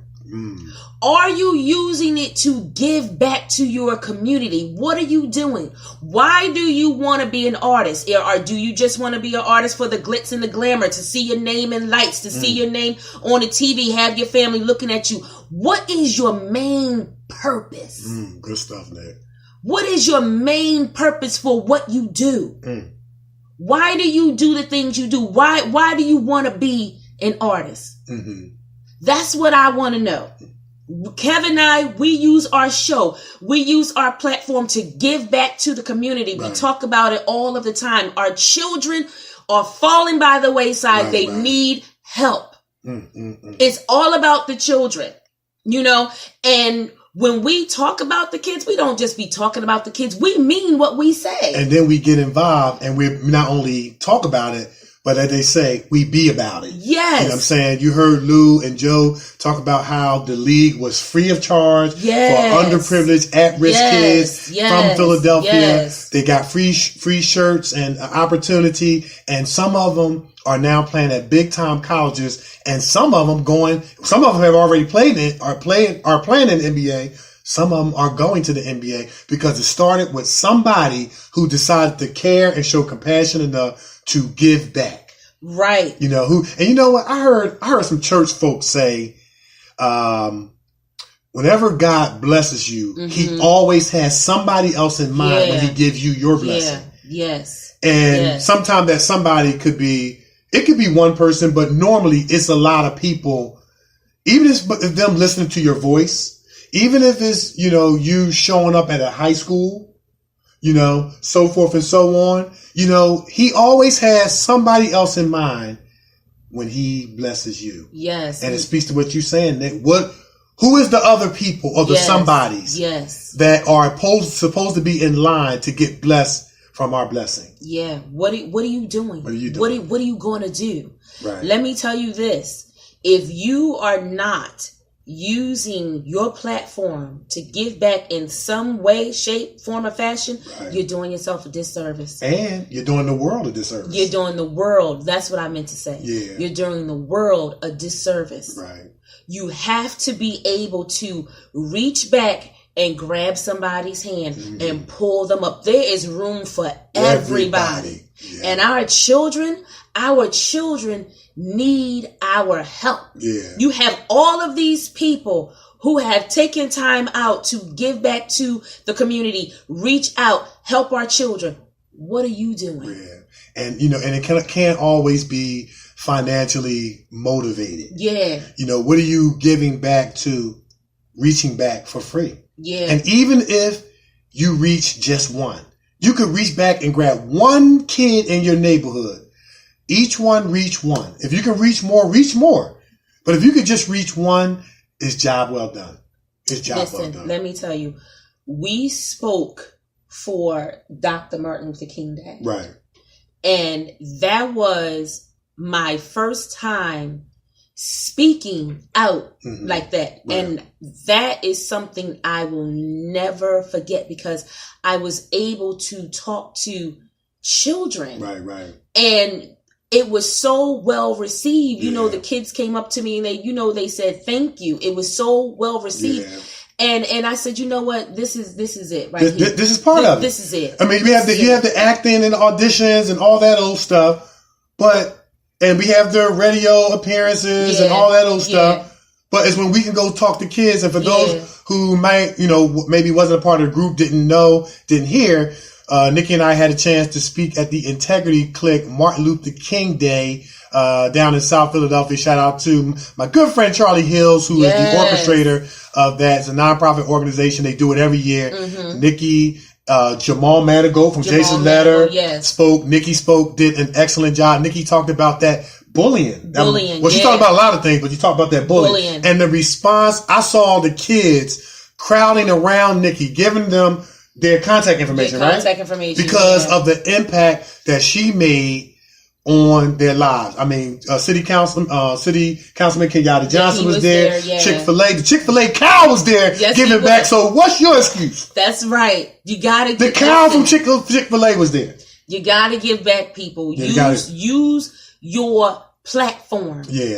to reach back Right. and help these kids. Right. And they had the Philadelphia Police Department was there. State representative was there. It was phenomenal. It was phenomenal. It was. And I want to reiterate, and I already told you did such a great job. Well, thank you, Ken. But the response, I was watching the response of the kids. Those kids crowded around Nikki afterwards to say thank you, to exchange contact numbers, and it spoke to the impact that you made. I mean, everybody made impact that day. Yeah, and so did you, because you spoke it was to them. great, man. It was great. Yeah. Right. And, for it to be my first time, and it will not be my last. Right. Well, the show, you get to speak out every time on the show. And, that's part of it. So you get to do it. You get to do it every week. But this won't be your last speaking engagement. No. Without a shadow of a doubt. And I'm telling you, it was just such a blessing to be asked to come and do that. And you know what? To that point, Nick, you just reminded me. One of my good friends, you talk about life coming full circle,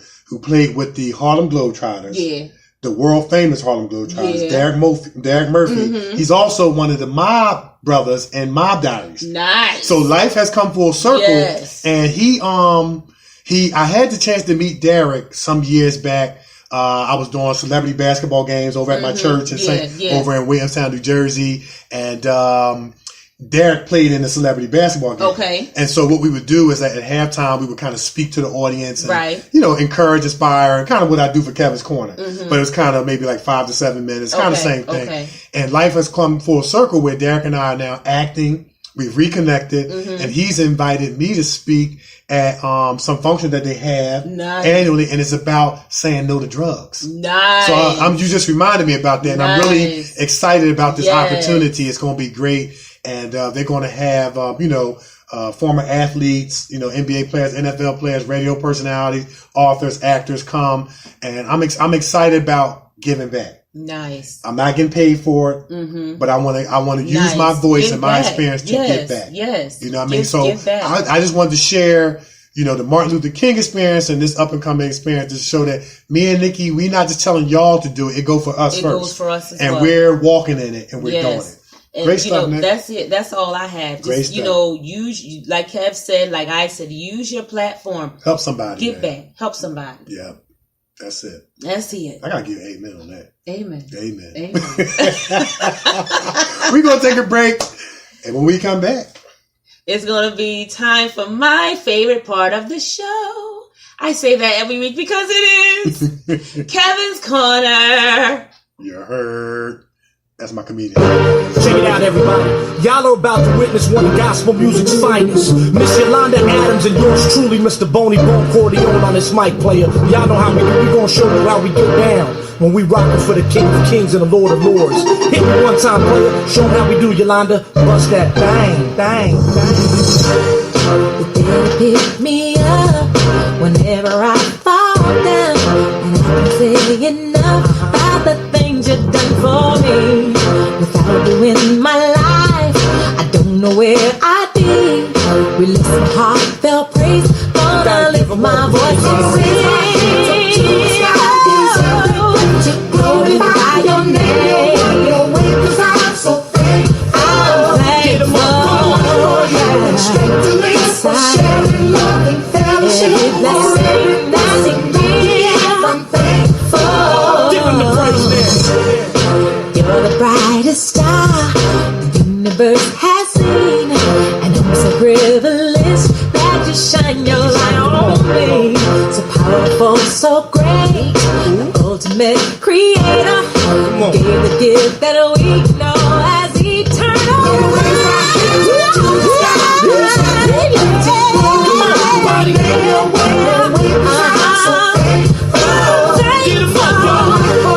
Strength to live for sharing. Oh, yeah. Every blessing that you give. I'm thankful, Lord. What's happening around me? Ain't gonna change what I know. Change what I know. And my heart, God.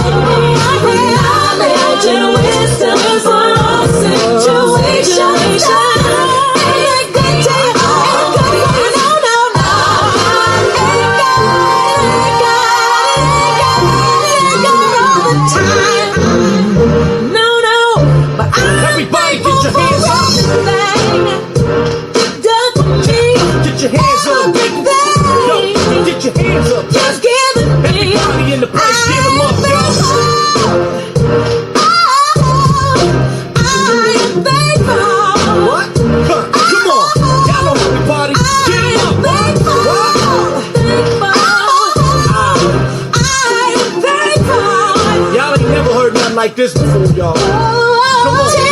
Gotta give them praise for the things that he did, like dying on the cross and his loving grace. Save me when I was bound like dogs in the pound. Amazing grace, how sweet the sound. Now I'm heading round. I fall with the line of Judah, what's the El Shaddai? Elohim, Yahweh, DC, Yeshua, the great Adonai. Something about the name that makes me go insane. Try to hold back, the spirit hit me and I can't refrain. Forgiving God the glory, lifting up my hands and praise. Thank the Lord for saving me from hustling them against the ways. Should've never made it, was evil, jealous, and player hated. Game related and educated and always perpetrated. To be a child of God, finally got my game straight. No more sinning is the plan, make it through the pearly gates. And that's why the bone is thankful. Ooh, we Raise come my on. hands to the sky. Use every breath to glorify your name, your word, the way, 'cause I'm so thankful for life, for health and strength to live, for sharing love and affection. Y'all better raise your hands and praise God with this track right here. I'm thankful. Get both them hands on the sky. Come on. To the sky, use every breath to glorify your name, your word, your way, 'cause I'm so thankful. Praise the Lord, praise the Lord. For life, for health and strength to live, for sharing love What? and affection. For every blessing that you Give him all give, the praise. Come on, come on, come on, come on. raise our hands up to the sky. Yeah. What? Give him all the Your name, your word, your way, 'cause I'm so thankful. Lift your hands up. For health and strength to live, for sharing love and affection. For every blessing that you give, I'm thankful. Oh, You know what? alright. Is that T-Bone from Bone Thugs and Harmony? No, not T-Bone. No, not from Bone Thugs and Harmony. He played in that movie. That was the movie Kruger Jr. Okay. Yeah, that's that T-Bone. Okay. Yeah, Okay. T-Bone from what was the name of that movie? I can't remember, but I was The Fighting thinking, Temptations. Oh, okay. Yeah, the Fighting Because I was Temptations, thinking about Busy Bone, Lazy Yeah, I got Bone. you. I remember that. I love me some Bone Thugs and Yeah, Harmony yeah, now. yeah. But Yes. yeah. So that's It's the T-Bone first of the from. month. Grab your check and come on. Yeah, I remember that. Yeah. Yes, I love But me some Bone Thugs and listen, Harmony. Yeah, I love Bone Thugs and Harmony. Man, I love that song, man. It's it's about being thankful. You're being thankful. It's about being yes. thankful for Yes. life and love and strength Yes. you give. Yes. You know what I mean? Man, that's the good stuff. Good stuff. You know what? I am so filled right now. Yeah, I feel. Yeah, me too. I am so. It's just so much. It's just overwhelming with talking to our two guests and what we talked about on What's Bothering Nikki. And What's Bothering Nikki was changed again because it just beamed all down in spirit. That I'm gonna be full. I'm just filled. Yeah. I feel like I'm gonna get a tummy ache from Kevin's corner. Yeah, you know what, man? I mean, whenever you feel that need to make that change, or you feel led to make that change, it's because that's what you're being led to say. That's what the people need to hear. And here's the thing. The other part of that is I appreciate you for responding to that unction. Because if you don't respond to the unction, the people don't get what they needed to hear. Right. You see what I'm saying? Because maybe one person who listened to this is going to say, you know, where can I make a difference? Yeah. I mean, like, look, I got to give a shout out to my man G Sam's. Yeah. He's out there down in Camden. Yeah. Giving to the homeless. Right. You know what I'm saying? Right. He's an artist. We play his songs on our show. Mm-hmm. He's got good music. He's an actor. He's in Mob Diaries. Yeah. And there's others out there, but I just had to give him a shout out. Yeah. Because that video that he posted in our show page came to my mind just now. Yeah. But that's another example of using your platform to get back, man. It's great. I feel the same way you feel, Nick. Yeah. Like I feel it just had to like be joy, done, like almost kind of like happiness. I do. I feel so happy. Yeah. Yeah, happy. 'Cause I'm happy. If you will, happiness is for you. And now it's time for my favorite part of the show. Kevin's Corner. Come on, Kevin. All right. Come on, give my tummy ache. You heard the song that Yolanda Adams and T-Bone sang. It's about being thankful, man.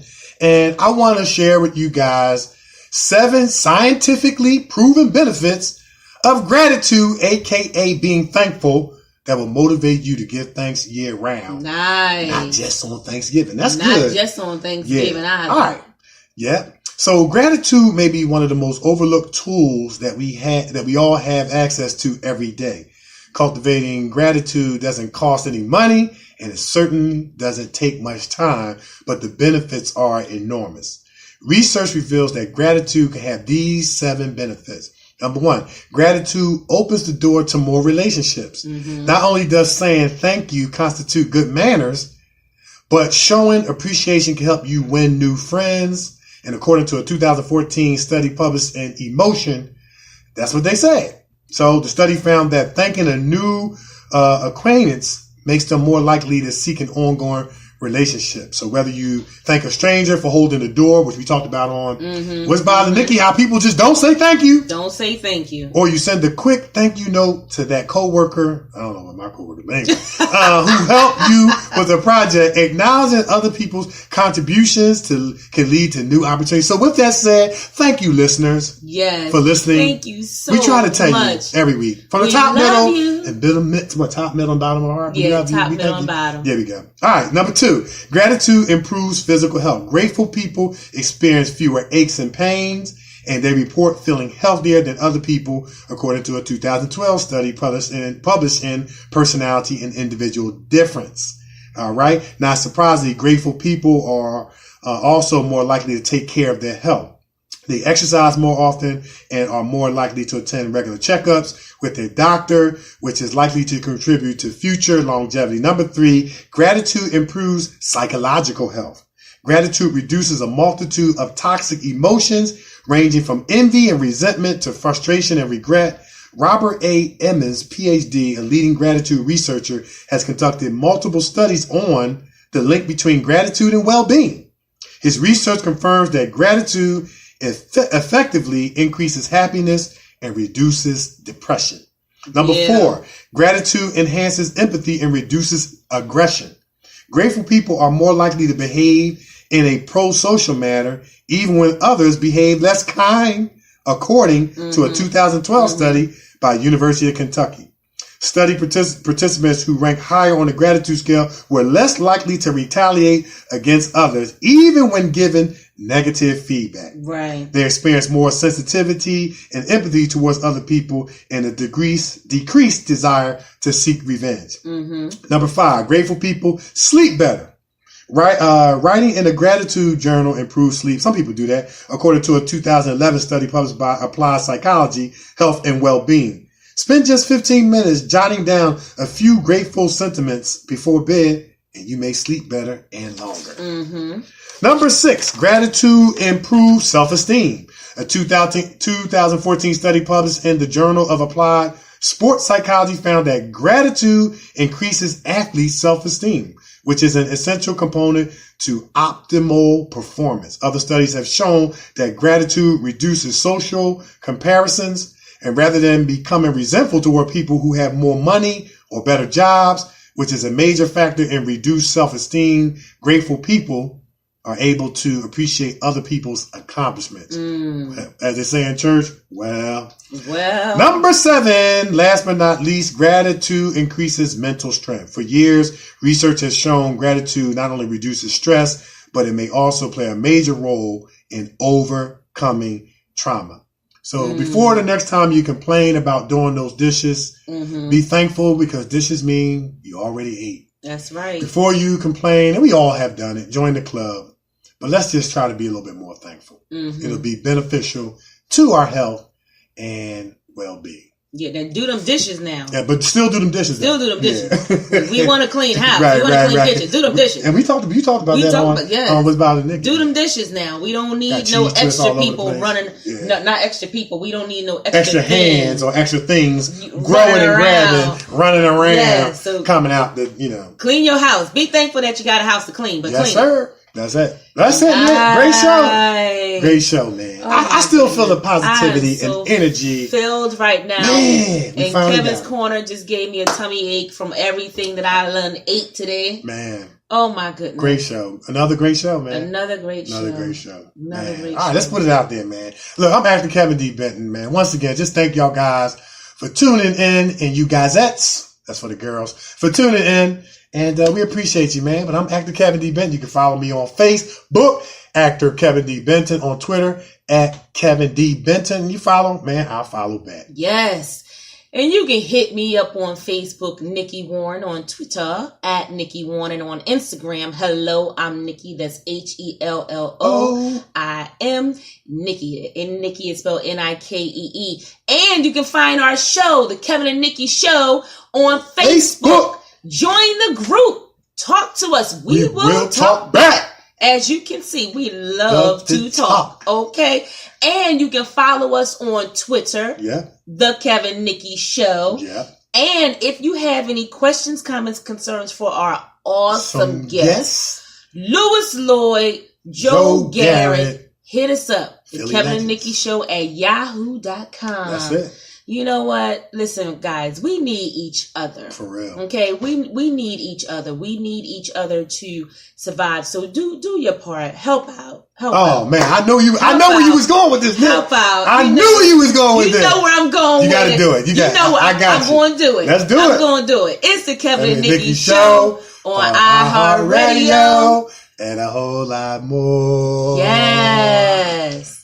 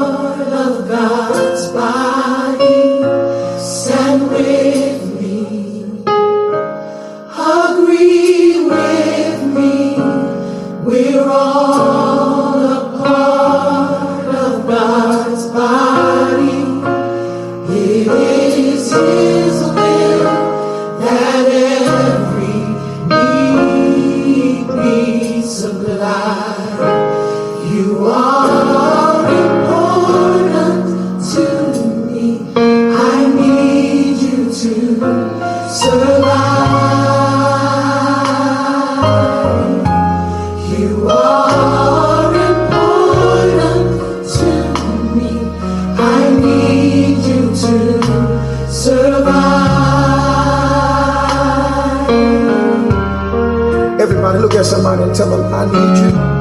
I need you. You need me. You need me. We're all a part. We're all a part of God's body. Stand with me. Stand with Look at somebody, tell them, agree with me. Agree with me. We're all a part. We're all a part of God's body. It is His will. It is His will that every need be supplied. You are important to me. I need you to survive. Tell your neighbor. You are important to me. I need you to survive. This is beautiful, you know. Let's do it one more time. Come on, open your mouth and say, I need you. I need you. Let me hear you. You need me. You need me. For we're all a part of God's body. stand with me. Stand with me. Agree with me. Agree with me. We're all a part of God's body. It is His will. It is His will that every need be supplied. You're important to me. You are important to me. Yes, you are. I need you to survive. You are important to me. You are important to I me. need you to I survive. need you to survive.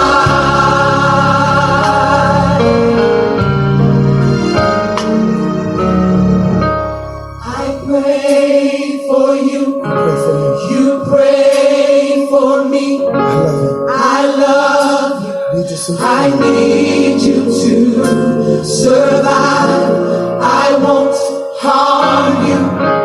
with words from my mouth. I love you. I need you to. Yes, sir. Survive. I pray for you. You pray for me. I love. Come on, y'all. I need you to. Hold somebody here and tell them. I won't harm you with words from my mouth. I love. I need you to. Look at somebody. I pray for you. I pray for you. You pray for me. You pray for me. I love. I need you to survive. Harm you. I won't harm With you words from my mouth. with words from my mouth. I love you. I love. I need you to survive. I need you to Come on. survive. I pray for you. Come on. You pray for me. Pray for me. I love you. I love. I need you to survive. I need you to. Point at somebody and tell them I won't harm you. I won't harm Come on, y'all. with words from my mouth. I love you, sis. I love. I need you to survive. I need you Let's take it up, everybody. to survive. I pray for you. Pray for me. You pray for me. I love you. I love. I need you to survive. I won't harm you with words from my mouth. I love you. I love. Let's take it up one more time. Come on, get up. Get up on your feet and say, come on, I pray for you. Pray for you. Look at somebody and tell them, Pray for me. I love.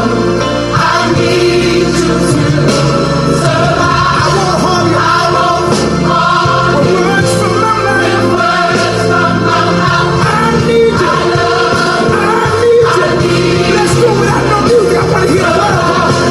I pray for you. Y'all ain't saying it. You pray for me. I love you. I love. Tell somebody. I need you to survive. I won't I harm you. won't harm With you words from my mouth. with words from my mouth.